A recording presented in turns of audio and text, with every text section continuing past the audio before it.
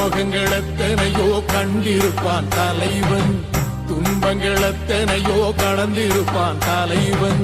நாங்கள் வென்று வாழத்தானே, எங்கள் நாட்டை நாங்கள் ஆளத்தானே.